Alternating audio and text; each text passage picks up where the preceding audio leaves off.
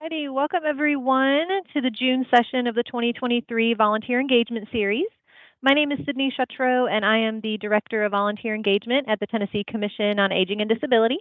I want to thank you all again for supporting me in this ongoing training opportunity and for everyone who provides feedback each month so we can continue to improve the series throughout the year. I encourage you all to reach out to me anytime with suggestions on what you'd like to see and any takeaways that you get from the individual sessions that we have. For anyone who's new to the series, we have all of our presentations from 2020 to April of 2023 posted on the Tennessee Commission on Aging and Disabilities YouTube channel. And by the end of the day tomorrow, fingers crossed today, but give me a day or two, I'll have this presentation posted there as well, along with a follow-up email with session resources to everyone who's registered. I do want to do my typical disclaimer that these webinars are being recorded, so please be sure to keep information confidential when we're talking about volunteers, clients, partners in the community. Also, please be sure to put yourself on mute. That way we reduce any background noise for our guest speaker. Now is also the time to turn off your camera unless you want your face recorded. Totally up to you. If you have any questions throughout the presentation, please type those into the chat box and we'll address them as quickly as we can. To make this session a little bit more fun, Teams has reactions that you can use to show the presenter that you think something's funny or you agree or something was really interesting. So before we get started with the presentation, I want everyone to look at the top of their screen. Next to the chat, where it says people, raise your hand, there should be a reaction button with a smiley face. So if you click that, you'll see something like a thumbs up, a love, a clap, a laugh, a shock. Yep, so if we could all pick one of our favorites, so that way we know it's working. Excellent, excellent. Hopefully that'll give Jared a little enthusiasm as he's going through the presentation to keep going. And, you know, I always tend to laugh at myself, so. Also, it's important to remember that everything we talk about on these webinars is not required for you to implement in your programs. These are simply best practices through research and experiences. However, if you do like something that you hear and want to implement it in your organization, be sure you have the support of your supervisor or your management before moving forward. So without further ado, I want to turn the presentation over to our speaker to introduce himself and start our discussion on data-driven benefits of senior volunteerism. Everyone, please join me in welcoming the newest certified volunteer administrator in Tennessee, Mr. Jared Peer. Jared, thank you so much for agreeing to share this valuable information with our group, and we're so excited that you're a CVA. Thank you very much. I'm excited to be here. As the description here shows, I'm a RSVP coordinator. That's a retired and senior volunteer program through AmeriCorps. I operate out of Knox County with the Office on Aging there. I took my CVA exam in April, and I highly suggest it for anyone. Sydney runs a great study group for it. A lot of this talk came out of, I would go to websites looking for what are the health benefits of volunteering, and you get the same old boilerplate. Volunteering is good for your health. So I wondered, you know, like how exactly is it good for your health? So I started doing some research, and I liked what I found and wanted to make it more accessible for others. I do know that 50% of you are here to listen, and the other 50% are here to take notes. I would discourage you from taking notes. The notes for this, I can send it out afterwards to Sydney. It's about 15 pages with 52 different citations, so it's a lot of data. You probably won't keep up because we're going to go really fast, but we'll make the slide deck available to you afterwards, as well as a Word document with all the citations of where this data comes from. One thing that I like to remind people of is that the concept of senior citizens has always existed. Ancient cultures called them elders, but because of this, we often forget that retirement is a rather new invention. Most people didn't retire even just a century ago. Only the ultra wealthy were able to retire, and that didn't change until in America, life expectancy started really growing in the 1900s. Now, just in your mind, think to yourself, what do you think the life expectancy was in 1900?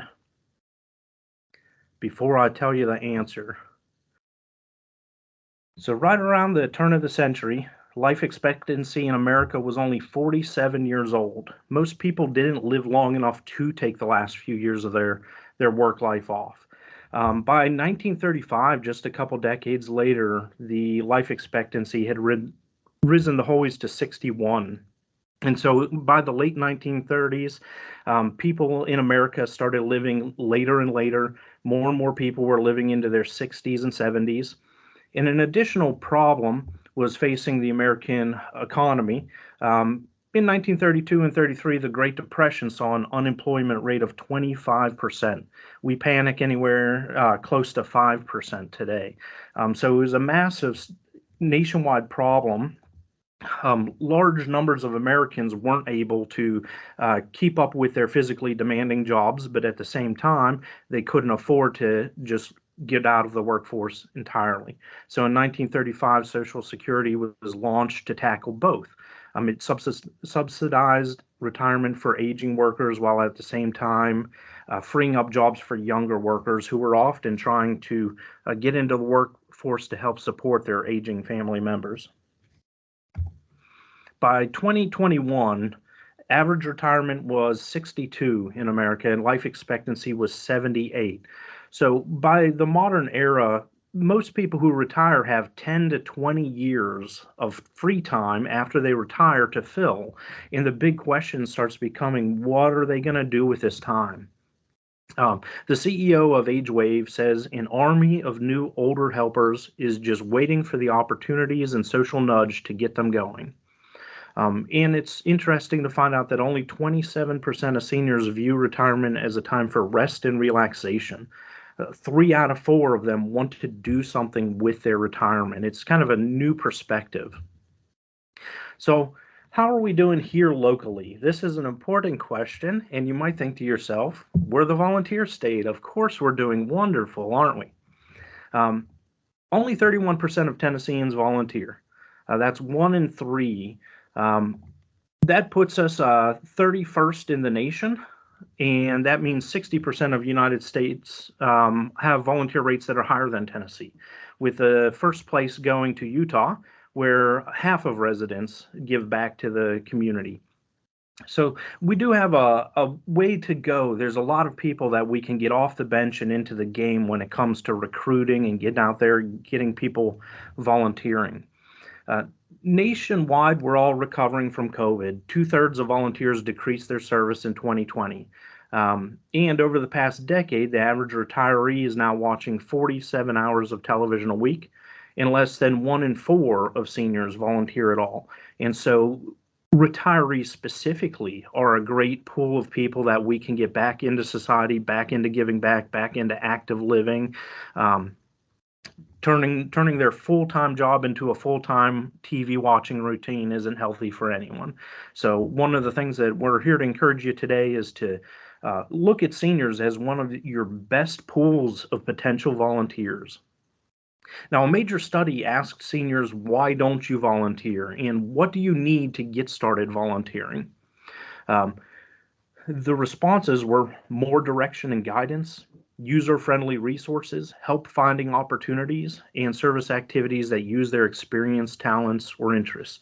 And we're going to talk about that a little bit today, but I'm always astounded at how many places, if you want to volunteer, you have to sign up on their website, whereas seniors may not be great at using websites, or you have to download an app on your phone, or you have to use a QR code to sign in. These are all things that make it more challenging instead of easier for seniors to volunteer. So also thinking about implementing things that will make it easier for your senior demographics is always important. I always tell people, even if we're going to accept applications by website, email, a fillable PDF, we're also always going to keep a paper application because that's an important thing for this demographic. The good news for us as well, even though only 1 in 4 seniors volunteers, they want to serve. 89% of retirees agree with this statement. There should be more ways for retirees to put their talents and knowledge to use for the benefit of their communities and society.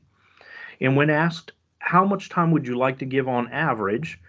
The average response was 3 hours and 20 minutes. For me, that sounded low at first, but it's actually 4 times the current rate of volunteerism in seniors. Most seniors give less than an hour on average per week.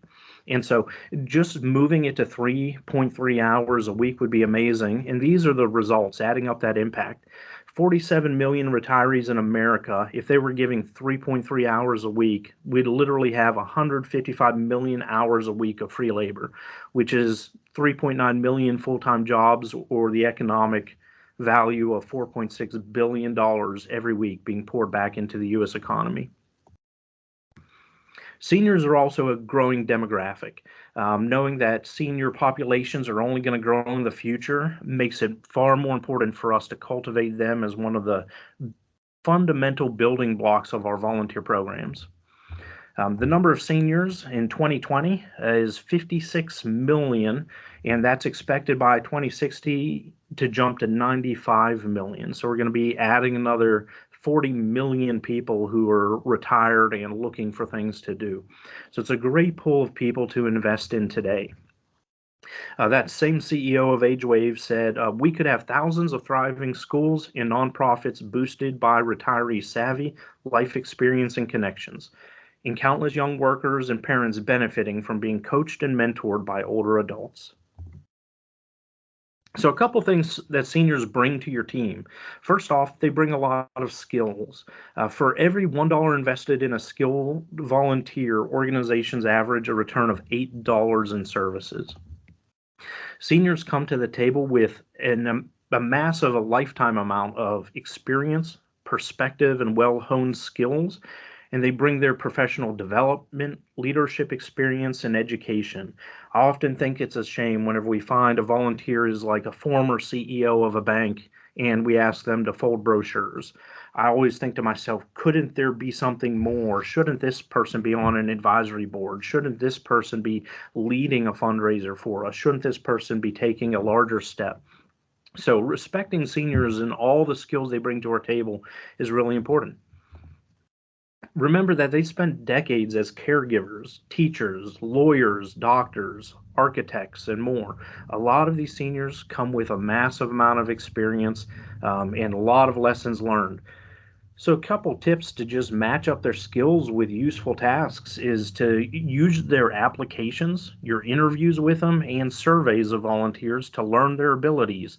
That helps you kind of match their gifts with assignments. Let them lead or mentor other volunteers. Once you've had a volunteer helping for a little while, let them start training the other volunteers. They love to step up and take a leadership position. They don't want to feel like they're on the bench. And don't shy away from volunteer roles that require upper level skills. A lot of your volunteers have a lot of career experience, education that they could really be putting to work. Seniors are also incredibly reliable. They are a consistent demographic, they're dedicated, and they're available. Seniors who do volunteer commit more time to their volunteer activities than do all other age groups. It's important to know that seniors are the ones who are going to show up when they say they will. Seniors are the ones who are going to show up more consistently. They're going to communicate better when they're not going to be available. And from the Bureau of Labor Statistics, we find out that volunteers age 65 and up average 94 hours a year. That's 2 hours every week. The American median is only 52 hours a year, and people age 35 and below are only 36 hours a year, which I think is kind of stunning given how many of them are students requiring service and people in service organizations, Boy Scouts, Girl Scouts. So that the average for young people is 3 times lower than the age 65 and up average is pretty awesome for what our seniors are contributing already. Retention of volunteers also increases as service and authority roles increase. So the more a person serves, the more likely they're going to stay with you. The more you give them to do, the more they're going to stay with you. And the more authority you give them in their volunteer roles, the more likely they're going to stay with you. There's a 79% retention rate among volunteers who serve 12 or more weeks a year, as opposed to only 53% retention rate among those who serve 1 week a year. So if you have an event volunteer, you got a 50% chance they're not going to help with that same event next year. But having someone and finding them something consistent to do all throughout the year makes a big difference. There's a 74.8 retention for vols with professional and managerial tasks whenever you give them something important to do, as opposed to only 55.6% for volunteers who do general labor or supply transport. So I think those statistics speak a lot to giving seniors important service and regular service activities. One of our biggest values in my RSVP program is to get someone a placement where they will feel comfortable going out and serving every week. Those episodic volunteers are really hard to keep engaged all throughout the year, but if you can find them a place that they'll be happy serving, that's an awesome recipe for success. Seniors also have wide social and professional networks. Remember that volunteers have all of their own relationships outside of what they do with you. They are a great pool for recruiting other volunteers. Encouraging word of mouth through them is just a great recipe for success as well. They can also help you line up speaking engagements. Think about how many of them are part of church groups, Rotary clubs, all kinds of organizations that are regularly looking for speakers. They can also connect you with donors or other community resources. Those who are local, who didn't just move here in retirement, those who are local have former employers and a lot of business connections. So leaning on your volunteers to expand your reach is a great area for potential as well. Whenever you think about seniors versus college students aren't going to introduce you to a whole lot of other connections, but seniors are bringing a whole network already prepared. Just asking your volunteers, is there someone you can introduce me to, or we're looking for this kind of speaker, we're looking for this kind of opportunity. They're usually the ones who could really dig deep into their own life experience and find ways to connect you. Now, when I'm recruiting volunteers, a lot of times I'm trying to encourage them to make giving back their second act. That's AmeriCorps' slug in there for AmeriCorps seniors. And what I hear occasionally is I've put in my time already. And then you also have people who ask, what's in it for me? And so another common saying is doing good is good for you.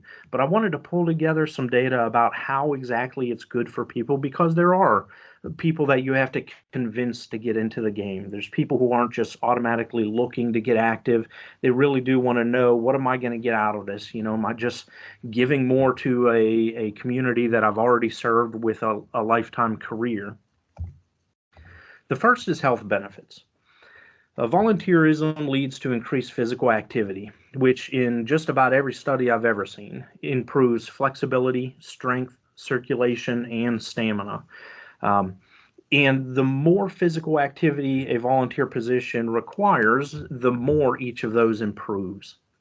Studies also show that improvement for seniors is 2.5 times as great as the improvement for young people when they're volunteering. So whenever a senior has a health relapse or issue, getting volunteering will help them recover 2.5 times faster than it helps younger people. The motivation to stay active that volunteerism ignites is a benefit that lasts 3 years after their service ends. So it really is kind of addictive in a sense. Getting back active just makes you want to be even more active. I find that the more active our volunteers are, the more likely they're going to show up to socials and other activities that we inform them of. Being active kind of spurs on wanting to be more active. Volunteering is also preventative. It has a lot of reciprocal health benefits. Seniors who give 4 hours a week are 40% less likely to develop high blood pressure, for example. Senior volunteers are less likely to experience a hip fracture than non-volunteering peers. And 25% of senior volunteers say service helps them manage a chronic illness. And a lot of that comes from practicing their flexibility, using their strength, keeping up their stamina. All of those things have health benefits that help each other. You're living longer, so why not make good use of your time? Here's some other health benefits. 95% of senior volunteers agree that service enables them to engage in other meaningful activities.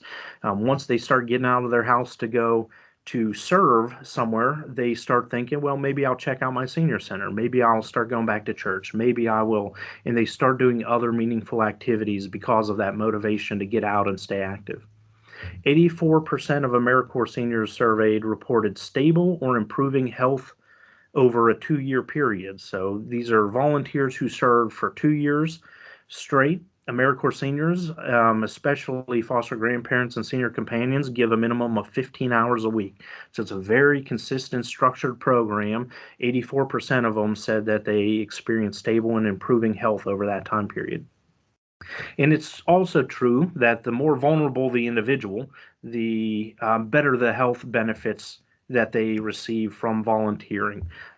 There's a lot of evidence that shows, for example, if someone loses both their sight and hearing, the depression that they can receive from having that dual sensory loss is actually mitigated by getting involved in some form of volunteerism. So looking at those kind of data points help inspire you to remember that the more vulnerable someone is, maybe the more benefit they'll get out of it. If they're vulnerable because they're isolated, we'll talk about this in a minute, then they're going to improve from the social networks that volunteering brings to them. There's also a lot of cognitive benefits. These are really important. 8.6 million Americans are expected to suffer Alzheimer's disease over the next 50 years. There are 50 million people in the world today who are experiencing Alzheimer's disease, and over the next 50 years, we're expecting that number to triple to 156 million. Cognitive benefits have never been more important. Volunteering is shown, though, to improve verbal learning. It improves memory, as well as executive function skills. In particular, it helps people with multitasking, switching from one task to another regularly. If you think about it logically, if your retirement is 47 hours of television, you're not really switching between skills. You're losing all of your multitasking skills. But if you're volunteering somewhere and you're answering phones while doing a paper project, you're switching back and forth between things. It's keeping different parts of your mind alive. One study of volunteers in Sweden discovered a 47% risk reduction of developing dementia at all. And offering senior volunteer roles that include social, physical, and cognitive tasks is a win-win. The more of those categories that a volunteer task incorporates, social, physical, and cognitive, the better the health benefits that they receive from that role. Older adults report new learning as one of the primary benefits they experience as a function of their volunteer work. They're excited to learn new things. One of the things we find around Knox County, we've got 8 senior centers, and a lot of the classes going on at senior centers are taught by volunteers, whether they are computer classes, foreign language classes, art groups, choirs and bands.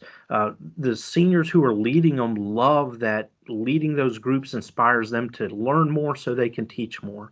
Learning is one of the greatest benefits of getting out there and volunteering. Volunteers get to keep learning new things, and we know just from all studies that new learning keeps the brain active. It challenges us to keep problem-solving skills fresh, and having those new routines and encountering challenges and overcoming them helps the senior take on new challenges outside of their service role as well.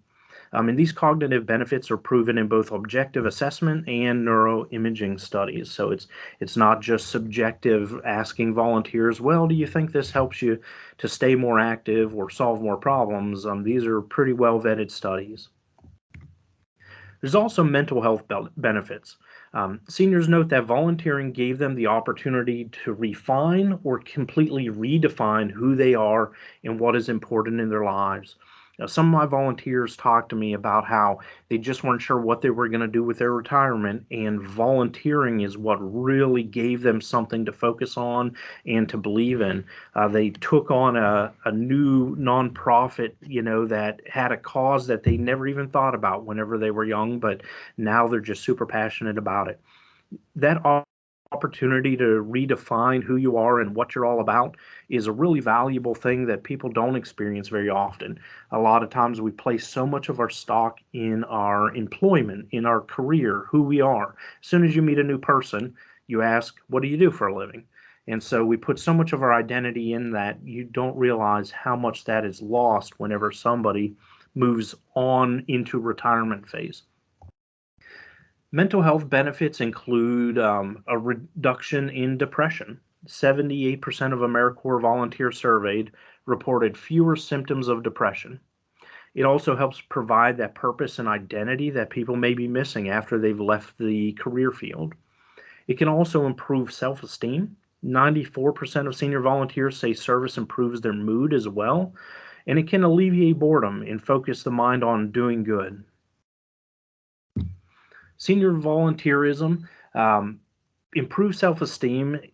Volunteers report that they feel more useful and they feel more self-fulfillment as a benefit of giving back and helping others. We also know about the helper's high or the giver's glow, some people call it. I call it like an altruistic buzz. People who give back, whether that's financially, whether that's through their time and energy, their service, all of these produce both positive social contact and this bump of happiness, this endorphin rush that improves people's mood and sense of well-being. We also know that mental health benefits include a reduction in stress, which comes from the appreciation they receive, having new purpose, activities that help them take their mind off their worries at home. That's one of the things that earlier stat about people finding that volunteering helps them manage a chronic illness. I mean, whenever you're sitting at home and doing nothing about except thinking about your pain, that's discouraging. But as soon as you get out and you're out of the house for 6 hours and you realize you haven't thought about the pain all day. It also brings social network benefits. This is really important going into the future, not just for seniors, but for anybody. There's a lot of loneliness and isolation in society. We all know the pandemic made that worse. Seniors in particular are left behind whenever the only way to reach other people is through technology. So everything from telehealth to having church services on Zoom can risk leaving seniors behind. 1 in 3 adults age 45 and up feel lonely. 1 in 5 seniors report that they feel socially isolated from other people. And we know that both isolation and loneliness are worse for health than obesity. In fact, health risks of prolonged isolation is roughly equivalent to smoking 15 cigarettes a day. That there blew my mind, just thinking about that many cigarettes a day, that isolation is just as bad for you. A good thing about volunteering is they get the opportunity to meet new people. They will probably meet clients or customers. They will be meeting staff people. They will be meeting other volunteers, and in a way that they can develop authentic relationships around shared purposes. Their regular service can help prevent their own social isolation. 88% of AmeriCorps seniors surveyed reported fewer feelings of isolation, and 71% reported improved level of companionship. Richard Moritz from University of Pittsburgh said this: "There's absolutely nothing that beats the value of face-to-face interaction. The nice thing about volunteering is it gives you a chance to interact in person. And motivating seniors to get on board with that can make a really big difference. Seniors note that volunteering allowed them to meet new people, make friends, and develop a sense of community. And that's something more and more important in this day and age. As folks are aging up and generations are aging up, we have a lot more people who no longer go to church, who no longer keep in touch with their school friends, who don't associate with their alumni association. A lot of people have kind of abandoned those societal constructs, but that also means as they head toward retirement, they're going to have less of a support structure. Volunteering can help replace some of that and help them develop that sense of community. Volunteers also report that regular service significantly increases the number of people they can turn to for help, which is just huge. I mean, just think of how difficult it would be for a senior to change a tire, or some of these fundamental things. Having a couple people that you can call on for help can be a game changer in anyone's life. Garth Graham is a medical doctor. He talks about isolation and loneliness, and one of the things he said is all too often older adults are vulnerable to loneliness. Volunteering lets them make meaningful connections in their community while lowering their risk of health problems and dementia. It's no exaggeration to say that volunteering is good for the mind, body, and soul. There's other benefits that come along with volunteering. It helps with stress management. 6-year studies show volunteering buffers the relationship between stressful life events and mortality. Part of that you can just imagine. They have somebody to talk to about the things that are going on. They have people to call on for support. So mitigating stress. Increased resilience, physical, mental, and emotional. Volunteerism helps seniors to mitigate all life crises and can help them be more resilient. And overall, volunteering is associated with a 24% reduction in mortality risk compared to non-volunteering seniors.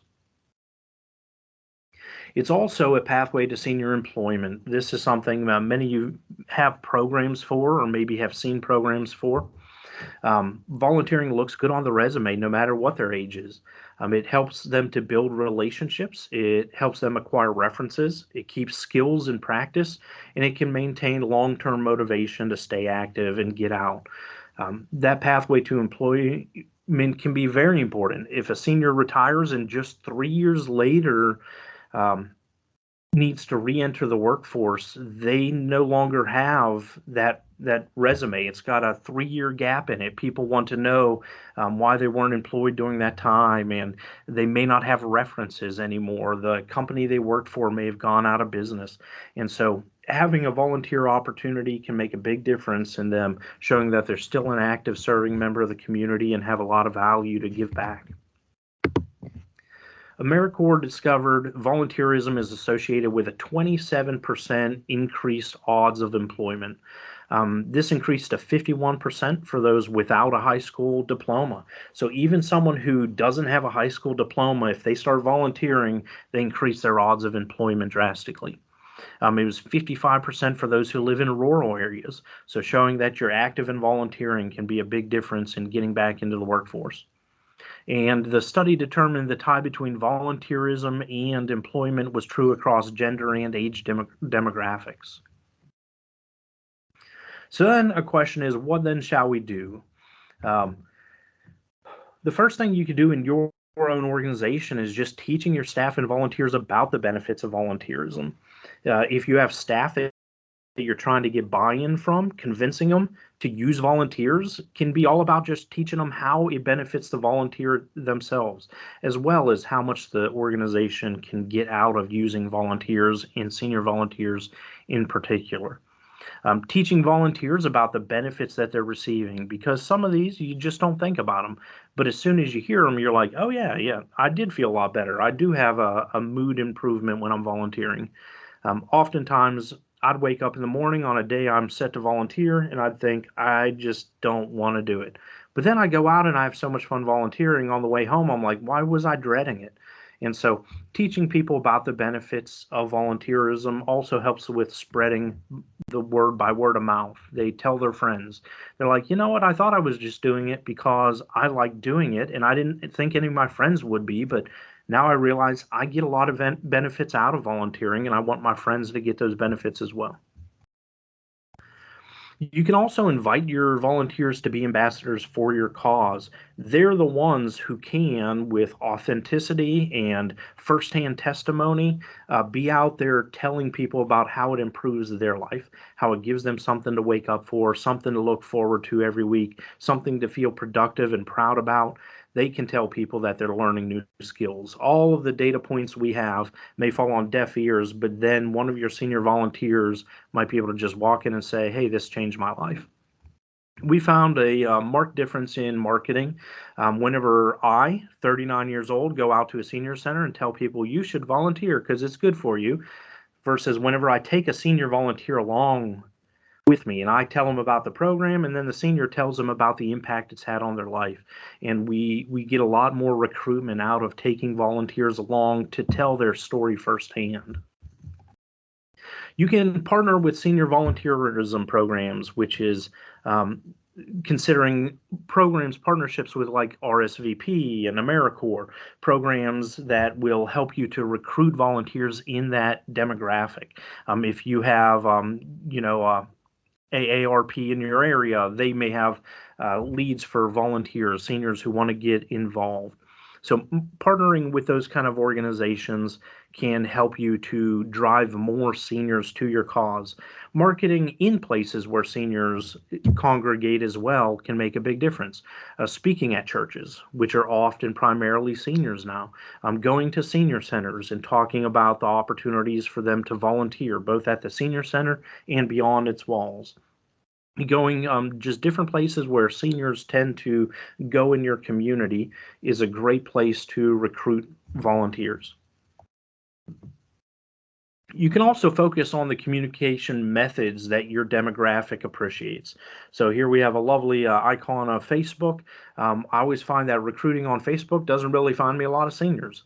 I had hoped that it would get young people to tell their parents about the volunteering need, but that doesn't seem to work very well as well. So knowing what the people in your demographic appreciate, still keeping paper applications around and making it easier for them, being willing to make those reasonable accommodations can make a difference in recruiting seniors. So when it comes to the older generations, they tend to like face-to-face, so tabling and going out to events. They appreciate paper still, so making sure you have brochures, being willing to mail them applications are the most reliable ways I've found to get seniors involved in our organizations. Some seniors today do have social media. YouTube is the most used platform across all age groups. So if your organization spends on ads in your area, YouTube may be one of the better ways to put an ad out. Facebook is typically popular with age 30 to 65. And we may see that change as they age up over the next 5 to 10 years. Maybe it'll be more 40 to 75, and you'll be catching more seniors that way. We can also be mindful of marketing. Marketing should convey we are a friendly, senior-friendly place to serve. Photos of a bunch of college students serving isn't going to help you recruit seniors. Looking for stock photos or taking photos of your seniors volunteering, and ones that show seniors in active living activities can be really important. I talked with one of our marketers over in Knoxville, and she always complains that every graphic we find of seniors is somebody sitting on a bench, feeding birds, or walking with a cane. Like there's nothing showing people working in a library or pulling weeds in a garden, or here's a photo of folks jogging. So it's important to consider, what does our marketing convey? What does it tell people that we use volunteers for, and what will seniors get an opportunity to do if they come volunteer for you? Styling marketing materials in ways that promote senior volunteerism can make a big difference. So photos of seniors actually out there volunteering, helping in the community, or drafting some of your advertising material to say that you're looking for seniors, or this is an ideal opportunity for retirees.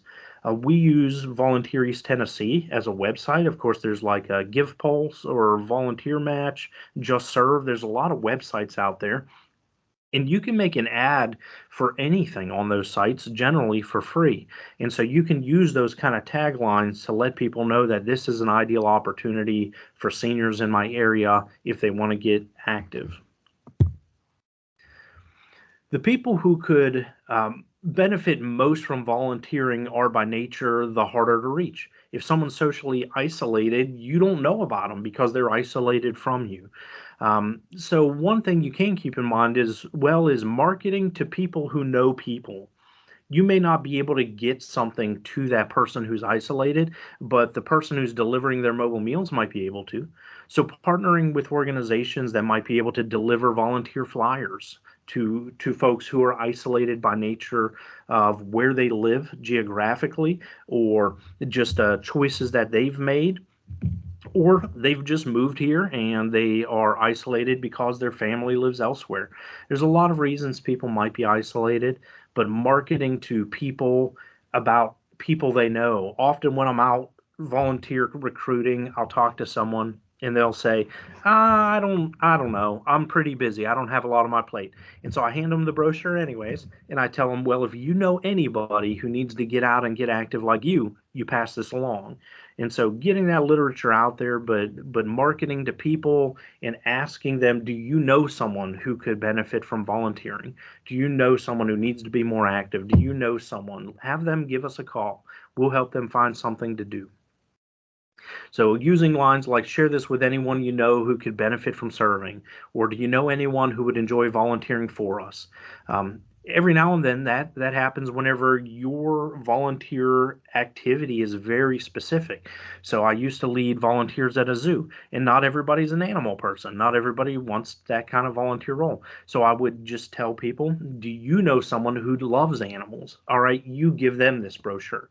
So letting the general public help you with your recruitment by passing the word to people they know can also make a difference. And that's probably your best effort, your best chance at reaching someone who's socially isolated. There are people who know them and who could get that literature to them, but you're never going to run into them. Other ideas is focusing on your appreciation. Think on how you might specifically thank senior volunteers, whether that's looking up like what is Senior Citizens Awareness Day, or those kind of things. Create opportunities specifically to thank senior volunteers. Instead of making it feel like your younger volunteers aren't getting appreciated, then ask your younger volunteers if they would help you thank the senior volunteers. That then gives them something meaningful to do. I love the idea of having younger volunteers writing notes to the older volunteers, because often the senior volunteers are the ones who have mentored those younger volunteers in their role. Asking younger volunteers to contribute is so helpful. In having events for all volunteers, take a moment to thank and recognize the retirees who are giving back, just like you might recognize those who are veterans, or those in a certain demographic. Ask all your seniors to stand up and say, everyone here wants to thank you for giving back in your retirement. It really stands out in their mind, and it really helps them feel appreciated. Accommodation is an important aspect as well. If we're going to be trying to specifically have seniors serving us because we know how many benefits it brings to our organization, we need to be ready to make some reasonable accommodations for them as well. Sometimes rules aren't a one size fits all. Making reasonable accommodations might include things like, can they be seated, even if you expect most of your docents to always be on their feet? Can they take more breaks, even though you tell most people, you can take a break if you're serving for longer than 2 hours? Making those reasonable accommodations. Those also come in the category of if they need to keep medications on them, if they need to keep their cell phone on, making those reasonable accommodations to make sure that they are welcome in the environment that you're serving in. Consider elements like parking, stairs, the distance they would have to walk, the technology they might have to use. These are all important aspects of considering how seniors can partner with your organization to do more, but also how your organization can help them. Now, one of the great things is that seniors say that they want to learn and they love learning, and that learning is one of the best part of their volunteerism. So just because someone says, I don't really know a lot about Microsoft Excel, if you're willing to give them the time, or you can find a younger volunteer who will sit with them and teach them, they love the opportunity to learn and be a part of that. So, senior volunteers are not only improving the lives of others, they are also improving their own. These volunteers are feeling healthier and less depressed. What's also exciting is they say they feel less socially isolated, which we know has important health benefits. Along the way, they found a sense of accomplishment, opportunities for personal growth, and chances to form meaningful relationships. Deborah was a CEO of AmeriCorps Seniors, And so that kind of gives you the idea that this is an all-encompassing, holistic wellness idea for seniors to get out and volunteer. It improves so much. Sydney, we're wrapping up, so if we've got questions, this is my contact information. We'll have Sydney send out the slide deck as well as my notes. That way you have sources on any of the statistics that you're curious to learn more about. I'm also working on revamping this presentation so I can give it in senior centers. We have 8 senior centers in Knox County. I'd love to go and offer them a lunch and learn kind of opportunity where I go in and give them a presentation on the health benefits of volunteerism, not from the organization's viewpoint, but from the seniors' viewpoint, and then add on to it at the end ways they can get active, ways they can serve the local community.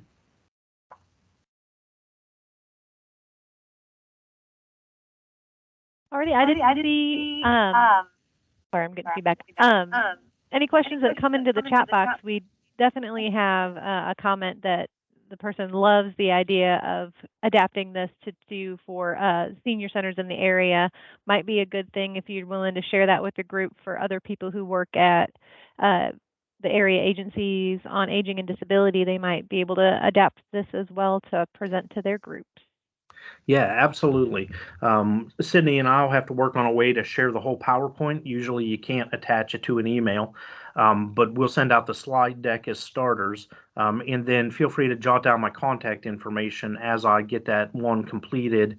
I'm supposed to be presenting at my first senior center next week, so I've got a deadline. But we're going to try and, revamp this so that it's more suited to a audience of seniors that we're trying to get engaged in volunteerism. Wonderful. I know we have quite a few senior center directors on the call, so feel free to give us a thumbs up or a heart or a comment to see if that's something you might be interested in your center. So get us some good feedback.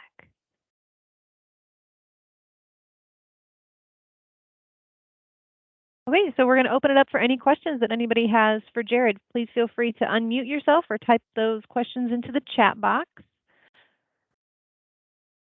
So many things, and I've heard this presentation. You did this at the TFA conference last year, and I always pull tidbits from all your information, and I pulled even more today. I love your oh gosh, and I should have wrote it down.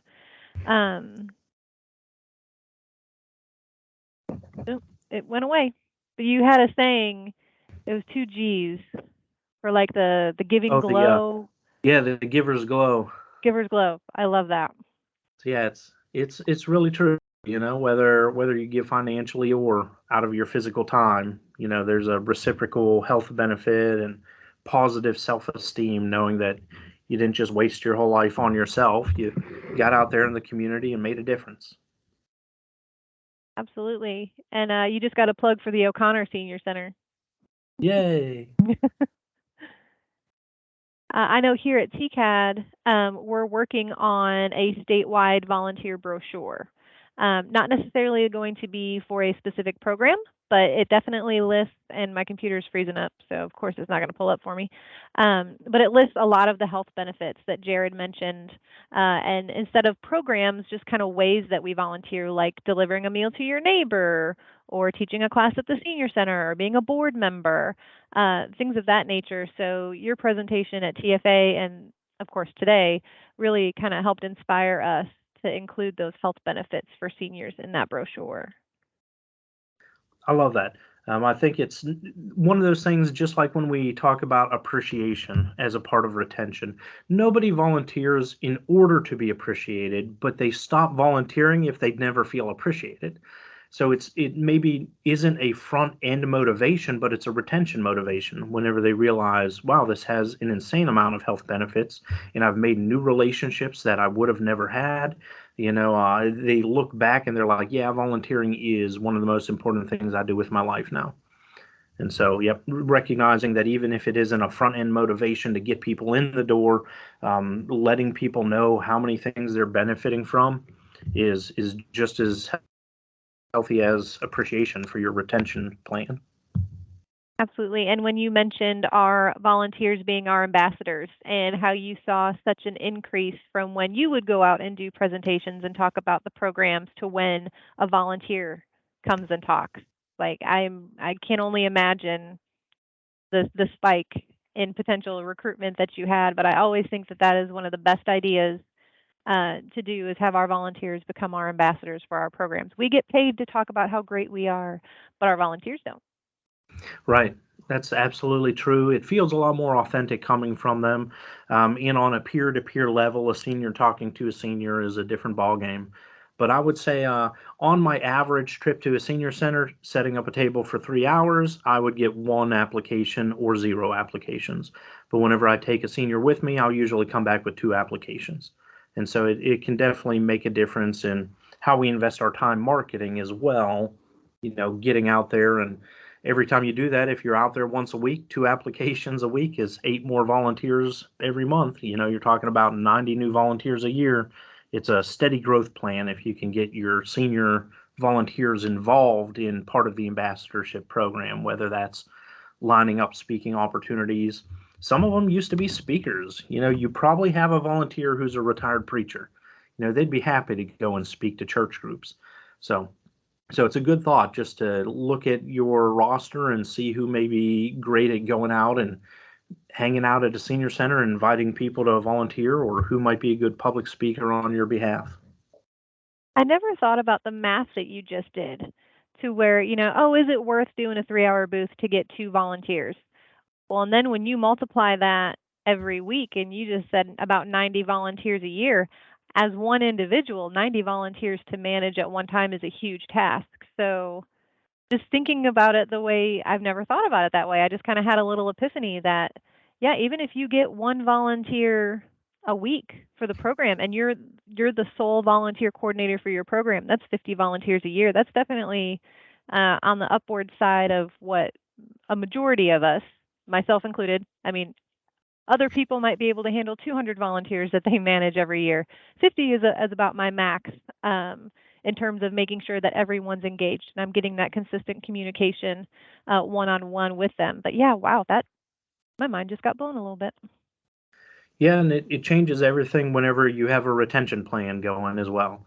So if you're only getting 50 a year, but you're losing 40 a year, then it's kind of an uphill scrabble all the time. But if you're have a lot of one-on-one time with them and you're able to communicate and you're able to build those relationships, yeah, having 50 people and 40 of them are still on board next year and you're gaining a new 50 next year, you could really grow a program from that perspective.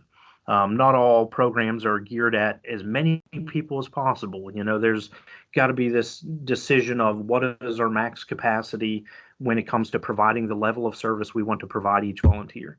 But yeah, different models work with this same system, saying if you need to find 200 volunteers a year, then you're going to need to be tabling twice a week and taking seniors to all of them. So this kind of model can also be upscaled or downsized to be the right fit for your community or your program, because the health benefits are consistent across the board. It doesn't matter where you live, you can get health benefits from volunteering.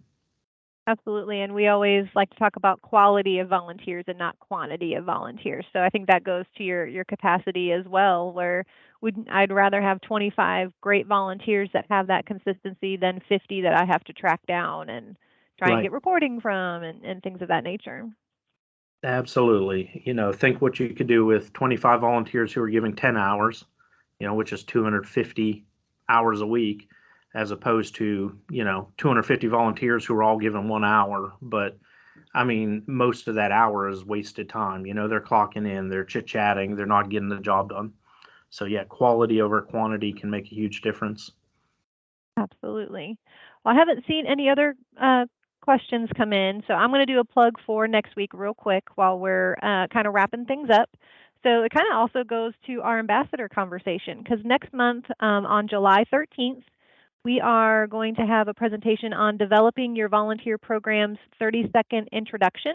So it's kind of like our elevator speech and kind of what we can give to our volunteer ambassadors to really push them out in the community, get that consistent message across So Michael Pierce, who is the SHIP and SMP volunteer coordinator with the Northwest Area Agency on Aging and Disability, is going to be talking with us kind of about how we can do that introduction. So I hope you all will be able to join us next month. Again, that's on July 13th, same time, hopefully same place. Um, yeah, and we had a good comment about the volunteer ambassadorship program. So excellent, excellent. What I'm going to do is I'm going to stop the recording, and thank you so much again, Jared, for all of your great information. And then we'll see if any questions come in after that. So thank you so much again. We appreciate you.